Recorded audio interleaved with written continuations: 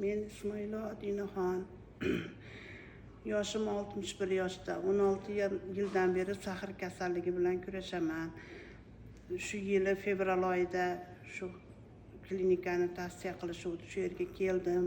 18 sahri bilan doktor Rahmonov Hayotbek davolab sahrimni 6 ga tushirdi.